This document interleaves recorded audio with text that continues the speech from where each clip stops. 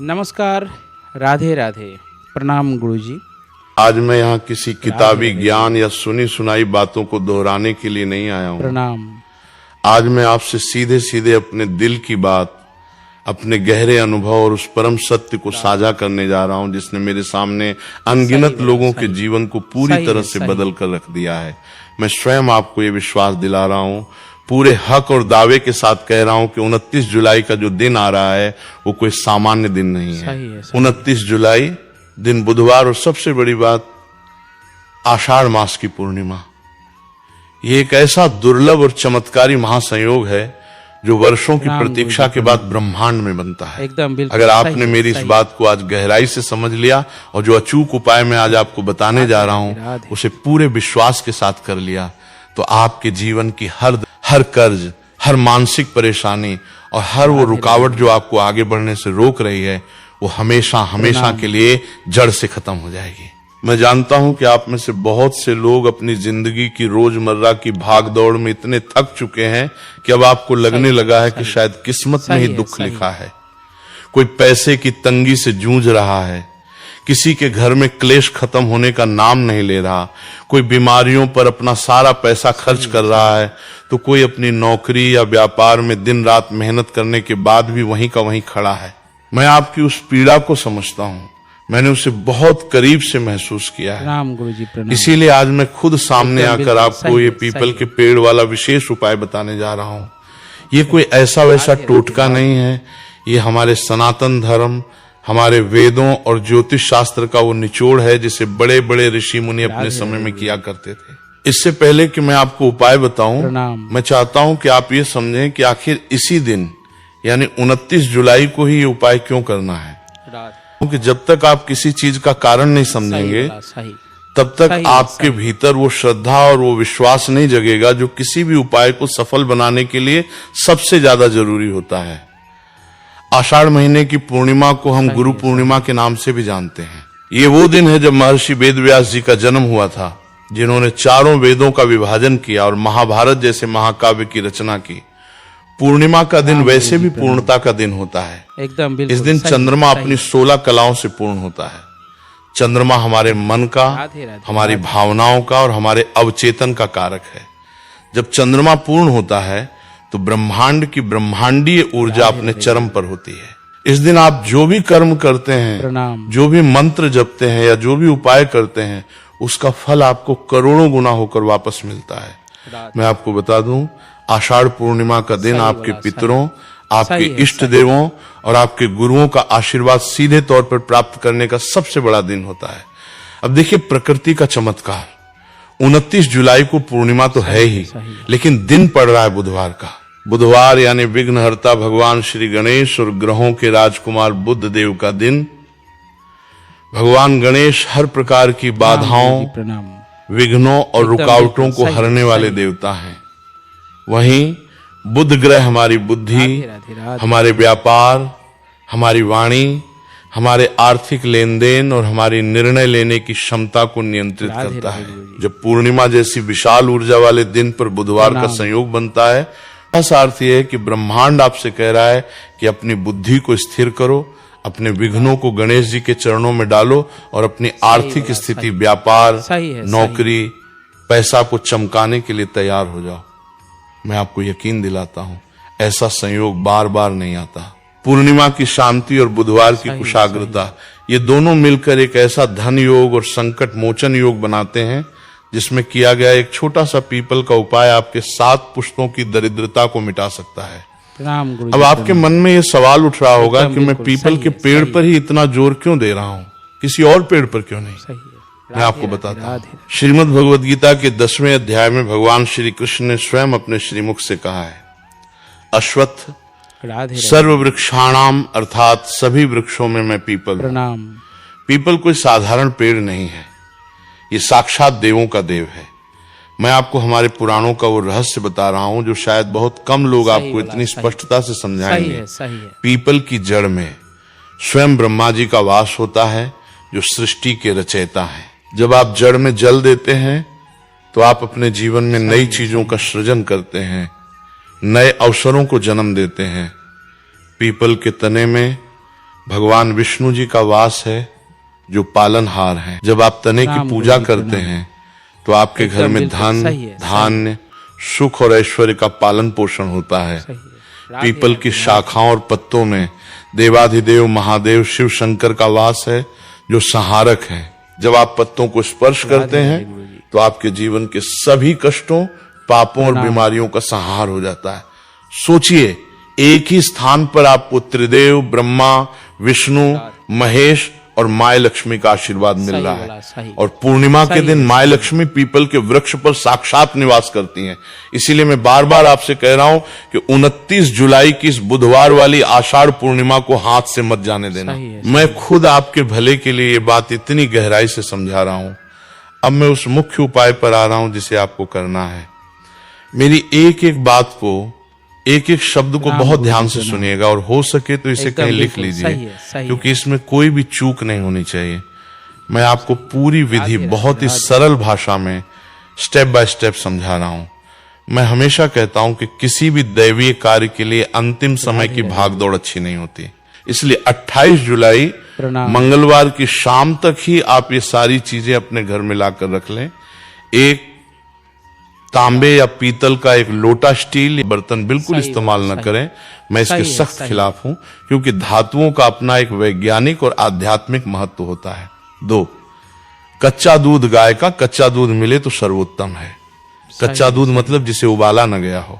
यदि गाय का न मिले तो जो भी पैकेट का दूध आता है उसे बिना उबाले इस्तेमाल करें। 3, गंगा जल थोड़ा सा। 4, काले तिल, एक चुटकी काले तिल आपके शनि, राहु और केतु के सारे दोषों को शांत कर देते हैं। 5, गुड़ की एक छोटी सी डली या पिसी हुई शक्कर पीपल में मीठा जल चढ़ाने से माँ लक्ष्मी अत्यंत प्रसन्न होती हैं और घर में मिठास बनी रहती है। 6, सफेद फूल पूर्णिमा के दिन सफेद फूल चंद्रमा को और भगवान विष्णु को अत्यंत प्रिय होते हैं। 7, कच्चा सूत सफेद रंग का धागा, या अगर कच्चा सूत न मिले तो लाल रंग का कलावा मौली। 8, एक मिट्टी का दीपक, नया दीपक हो तो अच्छा है। 9, गाय का शुद्ध घी दीपक जलाने के लिए। अगर घी न हो तो तिल का तेल इस्तेमाल कर सकते हैं। 10, लौंग, 2 साबुत लौंग जिसके फूल टूटे हुए न हो। मैं आपको स्पष्ट बता दूं, अगर आप इस उपाय का 100% परिणाम चाहते हैं तो आपको 29 जुलाई की सुबह सूर्योदय से पहले उठना होगा। ब्रह्म मुहूर्त से 5:30 बजे के बीच का समय सबसे उत्तम है। लेकिन अगर किसी कारणवश आप इतनी जल्दी नहीं उठ सकते तो कम से कम सूर्योदय के समय लगभग 5:30 से 6:30 बजे तक तो आपको उठ ही जाना है। उठते ही अपनी हथेलियों को देखें और धरती माता को प्रणाम करें। स्नान करते समय अपने नहाने के पानी में 2 बूंद गंगाजल और 1 चुटकी काले तिल जरूर डाल लें। यह आपके शरीर और आभा मंडल को पूरी तरह से शुद्ध कर देगा। स्नान के बाद साफ धुले हुए कपड़े पहने। कोशिश करें कि इस दिन आप सफेद, पीले या हल्के हरे रंग के कपड़े पहने। काले या नीले रंग के कपड़े इस दिन बिल्कुल न पहने। चरण 2, जल का पात्र तैयार करना। अब अपने घर के मंदिर के सामने खड़े हो जाएं। उस तांबे या पीतल के लोटे को लें। मैं आपको बता रहा हूं कि इस लोटे को कैसे भरना है। सबसे पहले इसमें थोड़ा सा गंगा जल डालें, फिर इसमें सादा शुद्ध जल भरें। लोटे को पूरा ऊपर तक न भरें, थोड़ा खाली छोड़ें ताकि चलते समय पानी छलके नहीं। अब इसमें थोड़ा सा कच्चा दूध मिला लें। इसके बाद इसमें वो गुड़ की डली या शक्कर डाल दें, फिर 1 चुटकी काले तिल डालें। अंत में वो सफेद फूल इस जल में डाल दें। अब इस लोटे को अपने दोनों हाथों में पकड़कर अपने इष्ट देव, जिन भगवान को आप सबसे ज्यादा मानते हैं, भगवान श्री गणेश, क्योंकि बुधवार है, और श्री हरि विष्णु का ध्यान करें। मन ही मन उनसे कहें, हे प्रभु, मैं अपने जीवन की अमुक परेशानी, अपनी परेशानी का नाम लें, जैसे कर्ज, बीमारी, नौकरी की समस्या को दूर करने के लिए आज आषाढ़ पूर्णिमा के दिन पीपल देव की शरण में जा रहा हूं। मेरे इस उपाय को सफल बनाएं। चरण 3, पीपल के वृक्ष के पास जाना। अब बिना किसी से बात किए वे अपने घर के आसपास किसी ऐसे पीपल के पेड़ के पास जाएं जिसकी नियमित पूजा होती हो। अगर मंदिर के प्रांगण में पीपल का पेड़ है तो वो सबसे अच्छा है। मैं आपको हिदायत दूंगा कि किसी सुनसान जगह या खंडहर वाले पीपल के पास न जाएं।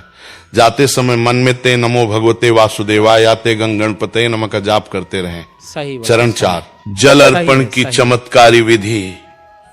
पीपल के पेड़ के पास पहुंचकर सबसे पहले पेड़ को दोनों हाथ जोड़कर दूर से प्रणाम करें। अब अपना मुख पश्चिम या उत्तर दिशा की ओर रखें। ध्यान रहे आपका चेहरा पूर्व या दक्षिण में न हो। अब लोटे के जल को दोनों हाथों से पकड़कर बहुत ही धीमी धार से पीपल की जड़ में अर्पित करें। मैं फिर से जोर देकर कह रहा हूं, सही है। जल बहुत धीमी धार से गिराना है। जल जितनी धीमी धार से गिरेगा आपकी परेशानियां उतनी ही जल्दी खत्म होंगी और धन के आने का मार्ग उतना ही सुगम होगा। जल चढ़ाते समय आपको इस मंत्र का लगातार जाप करना है। प्रणाम। मूल तो ब्रह्म रूपाय, मध्य तो विष्णु रूपिणे, अग्रतः शिव रूपाय, वृक्ष राजाय ते नमः। यदि आप ये मंत्र नहीं बोल सकते तो केवल च नमो भगवते वासुदेवाय या थ महालक्ष्मी नमः का जाप करें। मैं आपको आश्वस्त करता हूं कि भाव सच्चे हो तो हर मंत्र काम करता है। चरण 5, दीपक प्रज्वलित करना।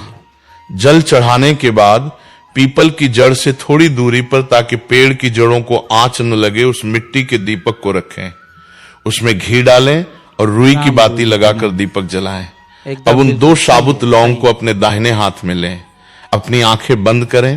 अपनी मनोकामना को या उस कर्ज परेशानी को पूरी तरह से खत्म होते हुए महसूस करें।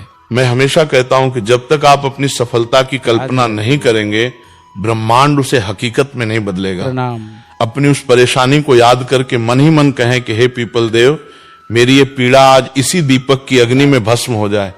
और फिर उन दोनों लौंग को उस जलते हुए दीपक के अंदर डाल दें और वो कच्चा सूत या मौली लाल धागा अपने हाथ में लें। पीपल के तने को स्पर्श करते हुए उस धागे को पीपल के पेड़ के चारों ओर लपेटना शुरू करें। आपको परिक्रमा हमेशा क्लॉकवाइज दिशा में करनी चाहिए, यानी जब आप परिक्रमा करें तो पीपल का पेड़ हमेशा आपके दाहिने हाथ की तरफ होना चाहिए। आपको कुल 7 परिक्रमा करनी है। अगर आप सामर्थ्यवान हैं और समय है तो मैं कहूंगा कि 108 परिक्रमा करें, क्योंकि 29 जुलाई की पूर्णिमा का दिन है। 108 का अंक सीधा ब्रह्मांडी फ्रीक्वेंसी से जुड़ता है।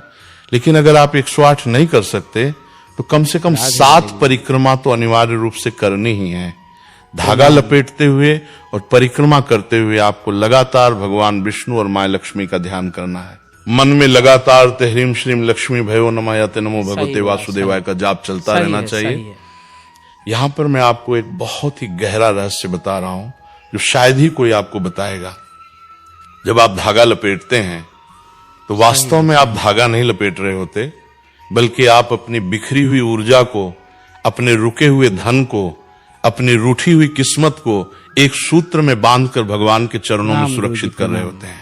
मैं स्वयं आपको ये बता रहा हूं कि जिन लोगों ने मेरे कहने पर पूरे भाव से ये धागा बांधा है, उनके जीवन की बड़ी से बड़ी मुश्किलें, चाहे वो कोर्ट कचहरी का मामला हो, चाहे वो सालों से फंसा हुआ पैसा हो, सब कुछ चमत्कारिक रूप से सुलझ गया है।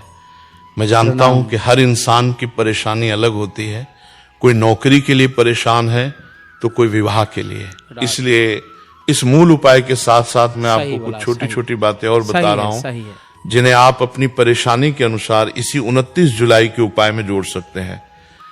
मैं चाहता हूं कि आज आप यहां से पूरी तरह से संतुष्ट होकर और एक पक्का समाधान लेके जाएं। 1, अगर आप भारी कर्ज में डूबे हुए हैं या पैसे की बहुत तंगी है, अगर आपके ऊपर कर्ज का पहाड़ टूट पड़ा है, लोग आपसे पैसे मांग मांग कर आपको परेशान कर रहे हैं, एकदम बिल्कुल तो 29 जुलाई को जल चढ़ाते समय जल में एक चुटकी हल्दी और एक कमल गट्टा कमल के फूल का बीज, जो पूजा की दुकान पे आसानी से मिल जाता है, जरूर डाल लें। माँ लक्ष्मी को कमल बहुत प्रिय है। और जब आप पीपल की परिक्रमा कर लें तो पीपल के पेड़ से एक साबुत बिना कटा फटा पत्ता जो नीचे गिरा हो, पेड़ से तोड़ना नहीं है, घर ले आए। उस पत्ते को घर लाकर गंगा जल से धो लें। सही। फिर उस पे लाल चंदन या कुमकुम से श्री लिखें। इस पत्ते को अपने घर की तिजोरी में या जहां आप पैसे रखते हैं वहां रख दें। मैं आपको अपनी गारंटी पर कह रहा हूं, अगली पूर्णिमा आने से पहले पहले आपके कर्ज उतरने के रास्ते अपने आप बनने लगेंगे। पैसा कहां से आएगा ये आपको पता भी नहीं चलेगा, लेकिन रास्ते खुल जाएंगे। 2, अगर आप किसी पुरानी या गंभीर बीमारी से परेशान हैं, अगर घर में कोई लगातार बीमार रहता है, दवाइयां काम नहीं कर रही हैं, तो इस बुधवार पूर्णिमा के दिन जल चढ़ाते समय उस जल में थोड़े से काले तिल की मात्रा बढ़ा दें और थोड़ा सा कुशा, एक प्रकार की पवित्र घास का टुकड़ा जल में डाल लें। भगवान शिव का महामृत्युंजय मंत्र याद है, नमः शिवाय बोलते हुए जल चढ़ाएं। परिक्रमा पूरी करने के बाद अपने दोनों हाथों से पीपल के तने को कसकर गले लगा लें, आलिंगन करें। हाँ, मैं सच कह रहा हूं, उसे गले लगा लें और अपनी सारी बीमारी, अपनी सारी शारीरिक पीड़ा को मानसिक रूप से उस पेड़ को सौंप दें। पीपल हीलर है, वो आपकी सारी नकारात्मक ऊर्जा और बीमारियों को सोख लेगा। जो व्यक्ति बीमार है, अगर वो खुद जाकर ये करे एकदम बिल्कुल तो सर्वोत्तम है। अगर वो नहीं जा सकता तो परिवार का कोई सदस्य उसके नाम का संकल्प लेकर ये उपाय कर सकता है। 3, अगर नौकरी या व्यापार में भयंकर रुकावटें आ रही हैं, अगर आपकी नौकरी छूट गई है या आप नया व्यापार शुरू करना चाहते हैं पर बार बार काम बनते बनते बिगड़ जाता है, तो याद रखिए 29 जुलाई को बुधवार है, ये दिन आपके लिए ही बना है। आप जल चढ़ाने वाले लोटे में थोड़ी सी हरी मूंग की दाल, साबुत मूंग के कुछ दाने जरूर डाल लें। हरा रंग और मूंग की दाल सीधे तौर पर बुध ग्रह और भगवान गणेश से जुड़ती है। जब आप ये हरी मूंग मिश्रित जल पीपल देव को अर्पित करेंगे तो आपके व्यापार की रुकी हुई बुद्धि और नौकरी में आ रही बाधाएं गणेश जी तुरंत हर लेंगे। 4, विवाह में देरी या वैवाहिक जीवन में भारी क्लेश, अगर बेटे या बेटी की शादी नहीं हो रही है, उम्र निकलती जा रही है या पति पत्नी के बीच रोज लड़ाई झगड़े होते हैं, बात तलाक तक पहुंच गई है, तो इस आषाढ़ पूर्णिमा के दिन जल में थोड़ा सा पीला चंदन या केसर मिला लें। भगवान विष्णु और मां लक्ष्मी के स्वरूप का ध्यान करते हुए पीपल की 7 परिक्रमा करें और प्रार्थना करें कि जैसे लक्ष्मी और नारायण का साथ अमर है, वैसा ही सुख हमारे जीवन में भी आए। मैं आपको स्वयं बता रहा हूं, जिन जोड़ों ने मेरे सामने ये उपाय किया है, आज वो एक बहुत ही खुशहाल जीवन जी रहे हैं। मैं यहाँ आपको केवल आधा अधूरा ज्ञान देने नहीं आया हूँ। अगर मैं आपको उपाय बता रहा हूँ तो उससे जुड़े नियम बताना भी मेरा ही फर्ज है, क्योंकि मैंने कई बार देखा है कि लोग उपाय तो बहुत मेहनत से करते हैं, लेकिन छोटी छोटी गलतियों की वजह से उनका पूरा फल उन्हें नहीं मिल पाता एकदम, और फिर वो कहते हैं कि उपाय ने काम नहीं किया। इसलिए मैं आज बिल्कुल साफ साफ आपको कुछ नियम बता रहा हूं, जिनका 29 जुलाई को आपको हर हाल में पालन करना है। पीपल के पत्तों को तोड़ना सख्त मना है। भूल कर भी चाहे कुछ भी हो जाए, आपको पीपल के पेड़ से पत्ता, टहनी या दातुन नहीं तोड़नी है। खासकर पूर्णिमा के दिन तो बिल्कुल भी नहीं। अगर आपको तिजोरी में रखने के लिए पत्ता चाहिए तो जो पत्ता अपने आप टूटकर नीचे गिरा हो उसी का इस्तेमाल करें। पेड़ को नुकसान पहुंचाने का मतलब है सीधे सीधे भगवान विष्णु को कष्ट देना, अहंकार और जिस दिन आप ये उपाय कर रहे हैं 29 जुलाई को, उस पूरे दिन आपके मन में किसी के प्रति भी ईर्ष्या, क्रोध या घृणा नहीं आनी चाहिए। किसी को अपशब्द गाली न बोलें, एकदम घर में बिल्कुल शांति बनाए रखें। अगर कोई आपसे लड़ने की कोशिश भी करे तो आप चुपचाप वहां से हट जाएं। आपकी ऊर्जा पूरी तरह से सकारात्मक होनी चाहिए। मांस, मदिरा और तामसिक भोजन का पूर्ण त्याग, ये तो मुझे शायद बताने की जरूरत भी नहीं होनी चाहिए, लेकिन फिर भी मैं कह रहा हूं, 28 जुलाई की रात से लेकर 29 जुलाई की रात तक आपके घर में लहसुन, प्याज, अंडा, मांस या किसी भी प्रकार का नशा, शराब आदि बिल्कुल नहीं आना चाहिए। आपका शरीर और मन पूरी तरह से सात्विक होना चाहिए। ब्रह्मचर्य का पालन, इस पवित्र दिन शारीरिक संबंधों से पूरी तरह दूर रहें और अपना ध्यान केवल और केवल ईश्वर की भक्ति और अपने लक्ष्य पर केंद्रित रखें। मौन का महत्व